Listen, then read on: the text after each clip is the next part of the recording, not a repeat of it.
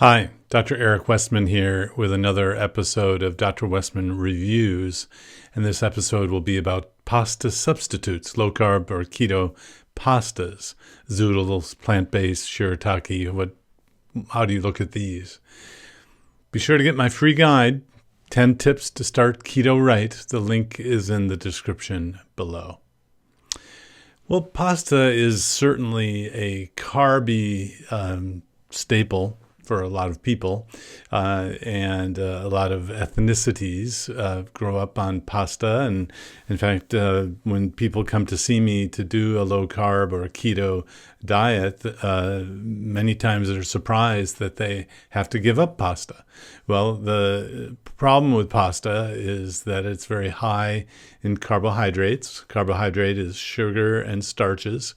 And you might look at pasta and say, well, that's not sugar, when it really is. So pasta gets digested in our stomachs. We have acid, the level of like battery acid in our stomachs to be able to digest and to also purify what we ingest, to break down the pasta or starch into sugar.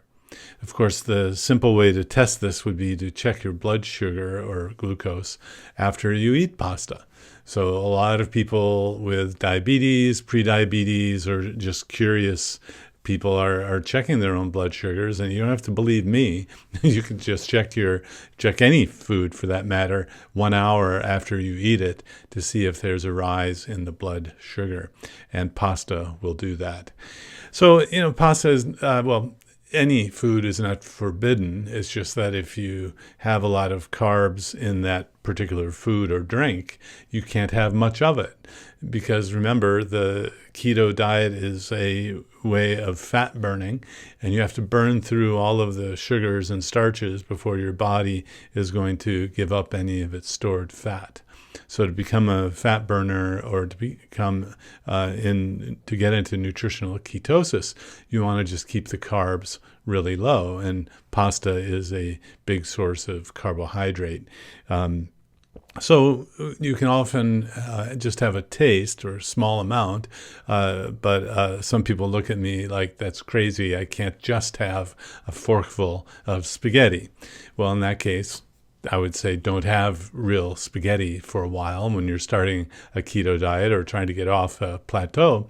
But there are a lot of substitutions that are pretty common and maybe some uncommon ones you haven't thought about. So I've checked out some pasta substitutes today.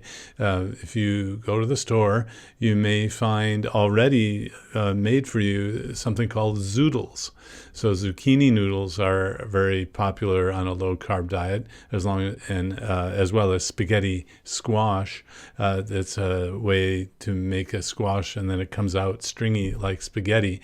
So if you want to look at good or bad, or can you have it on a low-carb keto diet, it really all boils down to how many grams of total carbohydrate. Not net carbs, that's like over-the-counter medicine. I'm teaching the prescription version, meaning it's a little more powerful. I've seen people who do net carbs, they change to total carbs, things start working. So if you want to start things off the right way, count total carbs. So I've pulled up, let's say I went to Google University, it became very smart, joking there, looked up nutrition facts, zucchini noodles or zoodles. And so here, actually, a major food manufacturer, frozen food, has veggie spirals. And I'm looking on the nutrition facts on the back of the package, and it says total carbohydrate 2G. So it's 2 grams. Ignore the 1% and all that. Ignore the calories and all that. Just look at total carbohydrate 2G. Well, that's really low. If you're on a maximal fat-burning diet, it would be under about 20 total grams for the day. So that's 2. But wait, how many servings, right? How big is the serving size? And so the serving size is 3/4 of a cup. And there are 4 servings per container. So you got to be a little careful about looking at the labels as usual. So if you ate the whole container here, it's a bag, you would have a cup 3 cups of the product, the veggie spirals, and that would give you then 4 servings per container times 2. That would be 8 carbs, 8 total carbs for the 3 cups or total servings for the veggie spirals. So that's pretty good. Well, in fact, so zucchini is a vegetable. Vegetables have carbs, and it's roughly about 5 to 10 per cup for a non-starchy vegetable. So this is a great idea, is to have a veggie spiral, as long as it's made out of something like zucchini. Now, I looked up another something called a plant-based pasta substitute made out of chickpeas, and I just kind of, my hackles were raised because chickpeas are not something I normally tell people they can have. It's not low starch, but I don't know exactly what's in it. So let's look at the label of the package of the chickpea rotini, and it says the ingredients are chickpea flour, and the total carbs is 34 grams. 34 grams. That's really high compared to the 2 grams of the zucchini. So and then the unit, it's for 2 ounces. So that's not very much. So the plant-based, quote, substitute for pasta is actually pretty high in carbohydrates. Now, other ones that I've become accustomed to seeing and that my patients are starting to eat more frequently is something called Shirataki noodle pasta. So not shiitake like mushrooms. It's not made out of mushrooms. It's made out of some kind of like yam root. So shirataki noodles, let's see how many carbs are there. And so I'm going to one brand of shirataki noodles, and it's 3 total carbs for a serving size of 4 ounces, or 2 servings per container. So that would be 6 grams for the whole container, and that's super low for a shirataki noodle substitute. And another brand, though, is 15 carbs per serving, or 14. So be careful of just not taking, because it says shirataki noodle, taking it at face value, the front marketing. Make sure you look at the nutrition facts on the back. But some of these shirataki noodles come already flavored. Some of them you have to rinse off a little bit because they have a little fishy smell when you open them. So don't worry about that fishy smell. They don't taste fishy. And then I always get confused about how much a cup is, and also just a useful rule of thumb or rule of fist is that a fist, and here is my fist, compare your fist to a measuring cup.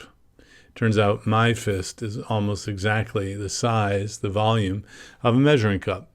So that means half my fist, or the 2 knuckles at the top, is going to be half a cup. And this just gives you an idea of how much volume of vegetables to eat. And then a 1/4 cup is actually just 1 knuckle worth for me.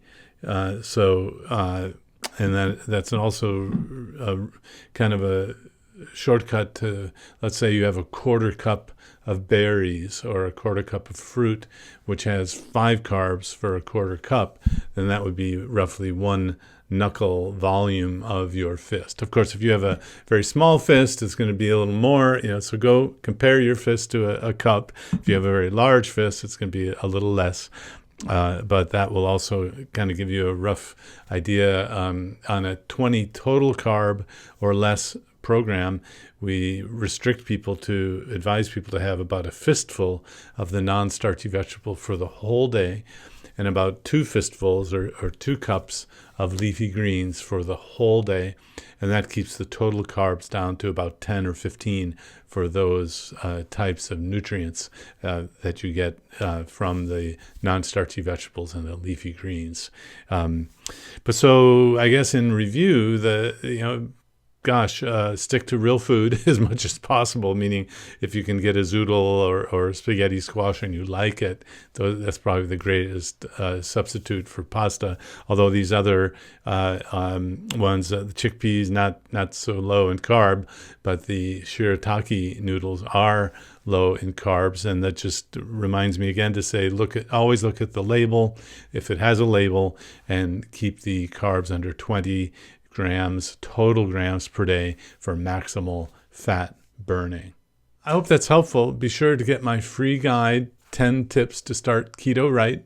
The link is in the description below.